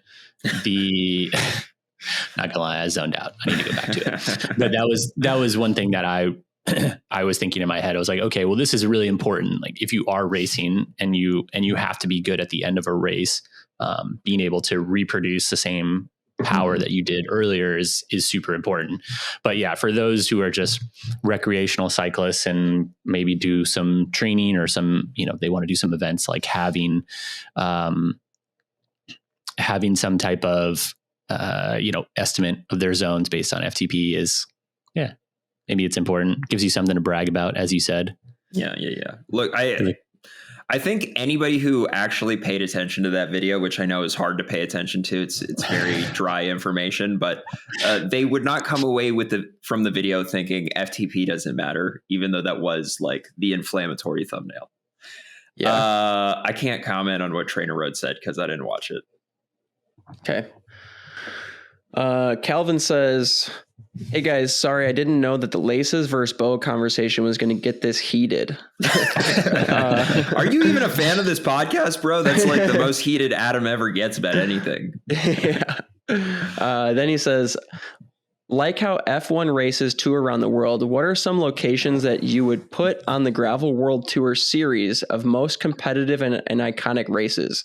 Also, as there's not really any road tour stage races in America, where would be interesting locations in the US to host a multi-stage race?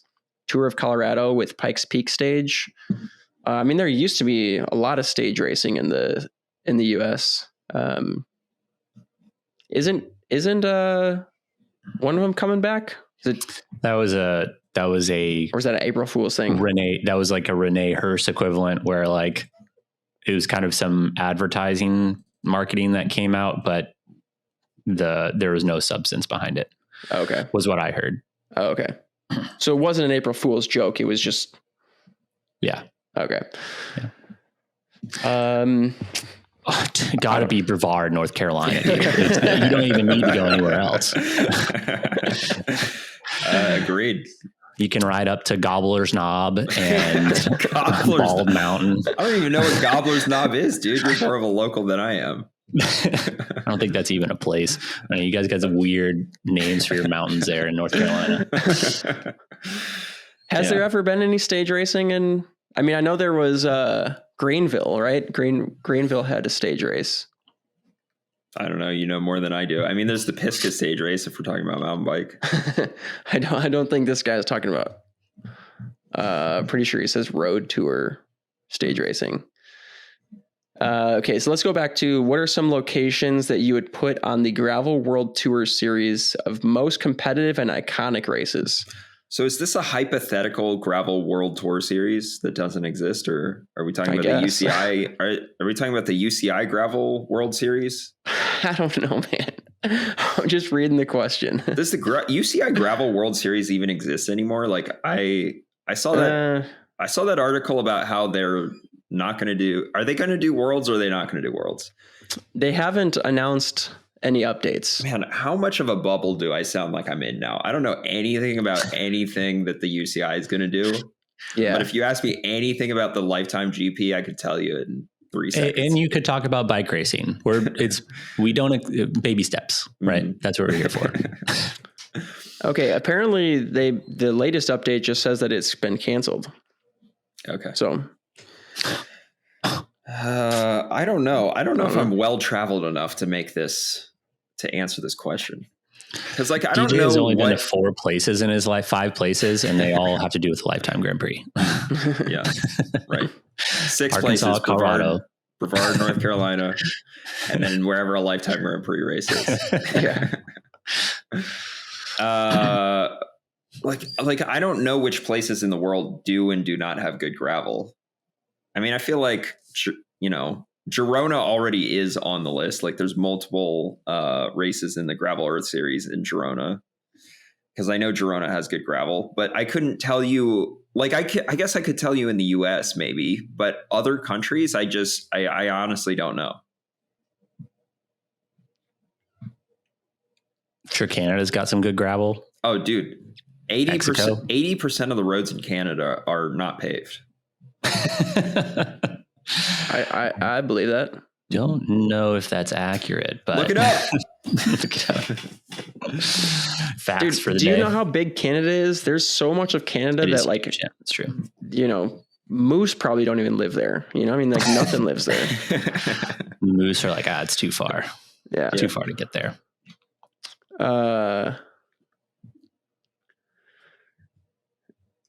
Okay, We're not well traveled enough to be able to answer this question. Sorry. I don't know. I would just follow. I think the Gravel Earth Series does a pretty good job of picking a bunch of diverse locations to do their events, including Iowa. You know, so like if you want to check out Iowa, you can go there this year. Yeah, I think if you follow that series, you would be pretty well traveled by the end of the year. Yeah. Iowa is the first place that I think of when I think of diversity. Yeah, totally.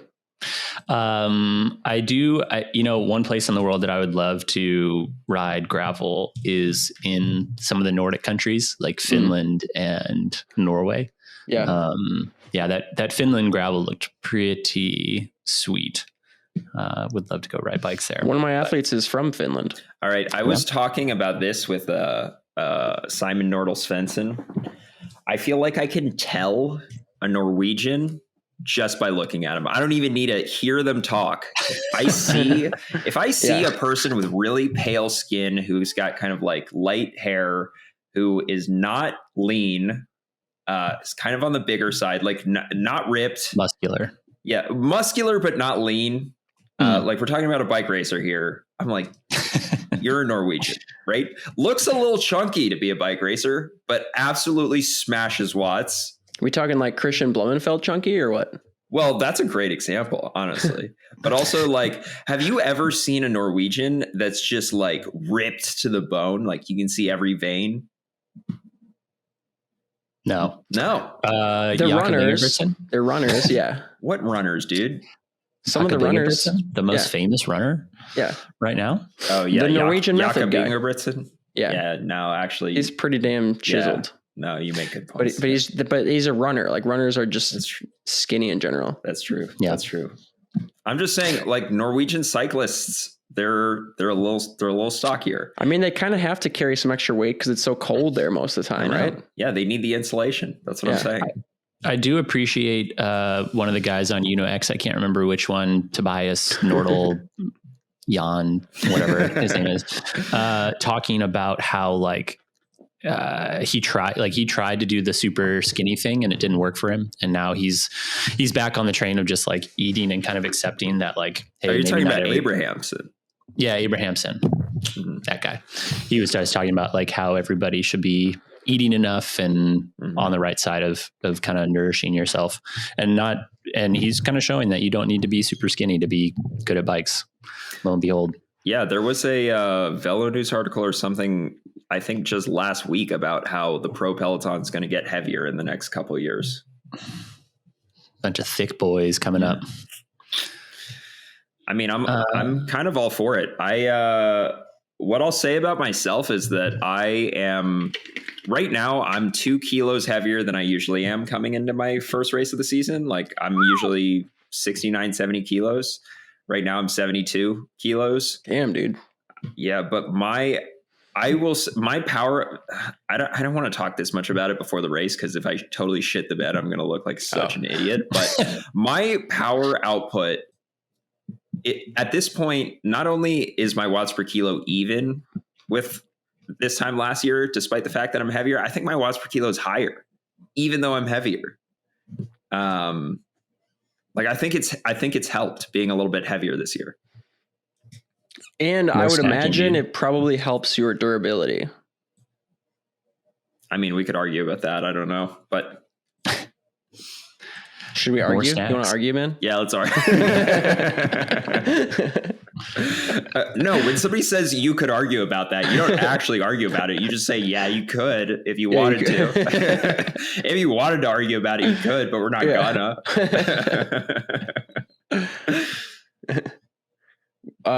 How do you feel? I mean, I looked at the forecast for this weekend and it looks, the weather looks pretty mild, actually. I think It's always mild, dude. Every day is the same weather. It's like low of 50, high of 65, no rain. Yeah, it is. Yeah, I think on Thursday when the race is going to happen, it's going to be 62 or something. Yeah. But I feel like the last time I was out there, I don't know if it was hotter or if it just felt hot because you're there's no shade. It's so exposed. Yeah. Do you feel pretty good about your heat acclimation? Heat acclimation. Yeah. Have you been doing any heat training? Been doing the sauna. There have been a couple of 80-degree days in Brevard this past week. Okay. Brevard is this amazing place where the riding is, the best in the country. I don't know if you guys know about it. I don't talk about it a lot, but I should because it's the place that I live and I'm very proud of being a Brevardian. I mean, I'm not like primed for the heat right now, but I think I'll do fine in 60-degree weather. Have you been using the sauna for heat acclimation for racing or just in general for improved fitness? Well, who gives a shit about improved fitness? It's all about racing. No. The only reason you would have improved fitness is to race better. Am I wrong? No. That's not what I'm saying. Were you doing heat acclimation in prep for the off chance that Sea Otter was going to be really hot? Or have you been doing heat training generally to improve your fitness for training and racing? I would say the latter. Okay. Sea Otter is never going to be really hot. Like you can just count on Sea Otter being in the mid 60s every year, maybe 70s, which to be fair, this early in the season, 70s is going to feel hot, but yeah. Okay. That's what, because I mean, there's a lot of, there are a lot of trends currently where a lot of World Tour teams are using heat training as a method for improving fitness. And that's all I was wondering was like, are you generally doing it as a tactic for your training versus specific to Sea Otter? So that answered it. Yeah. On Instagram, someone sent us a picture of a sauna and they have a special add-on, which is a sausage pan, and they're roasting weenies over their sauna. And they said Drew should get this for his sauna. That is something Drew would do. Roast weenies while he's roasting his own weenie in the sauna.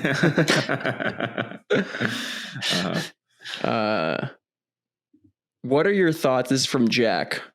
What are your thoughts on accelerometer embedded helmets in the pro peloton to detect concussions? Could this help with the concussion protocol? Adam Hansen talked about it with Geraint Thomas recently.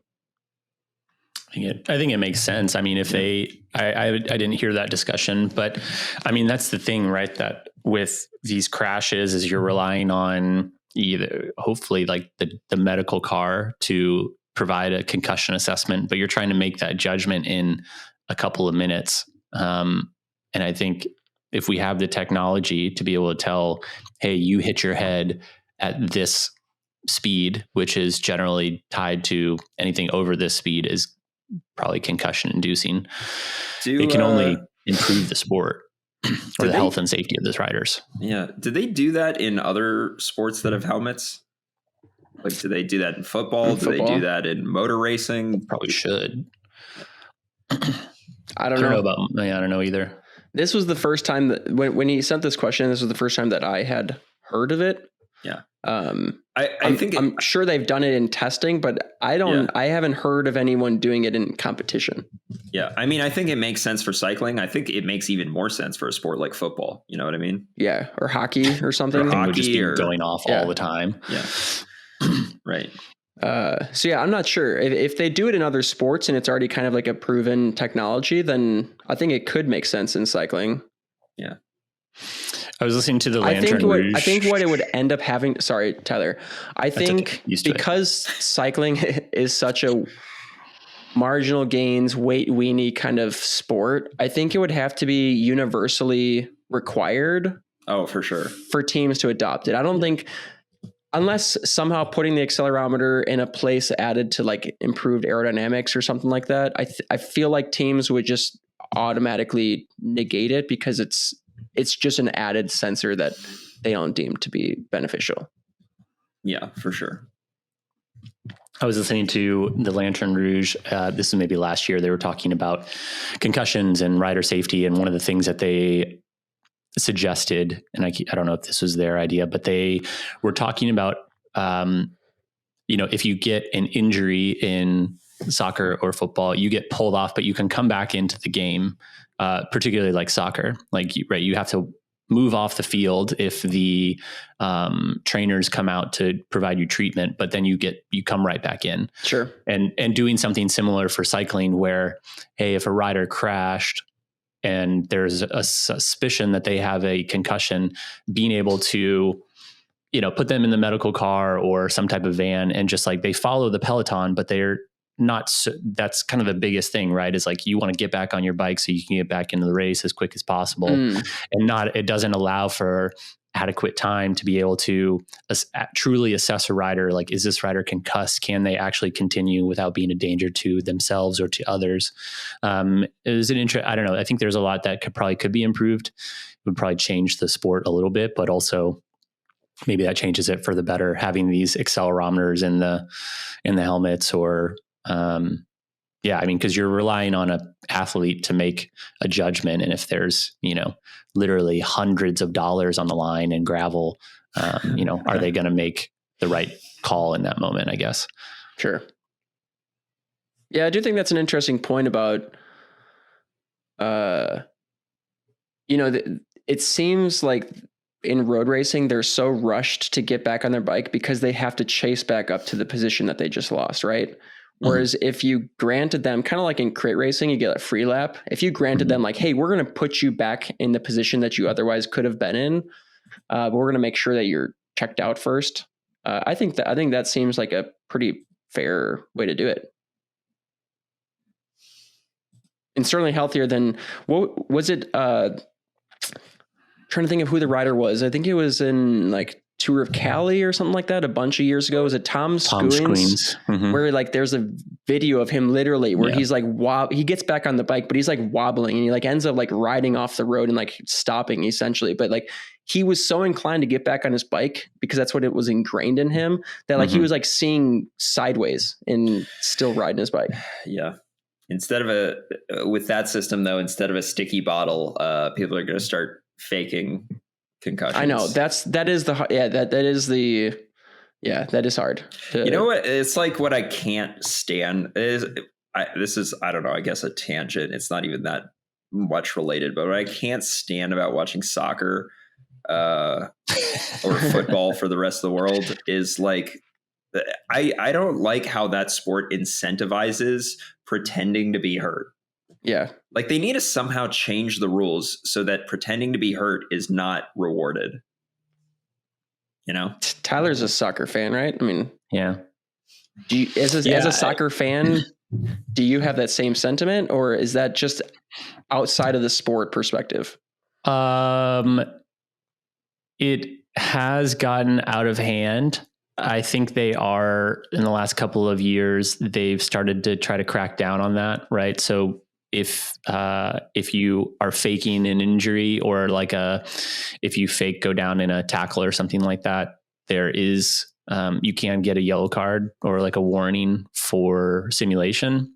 But that's at the referee's discretion. Although they do have VAR now, so they have video replay that they could probably retroactively assess that. But I mean, it's part of the gamesmanship too, right? Of like, yeah, if you're in the box or you're near the 18, like if you go down in the box, then it's a penalty kick for your team. So it's a little bit of like players I mean, you could say the same thing in basketball, like players trying to draw fouls such that they can get to the free throw line or get to the penalty spot. So Sure. It is unfortunately just a part of the game currently, that people are kind of taking advantage of, I guess. Like, can you imagine if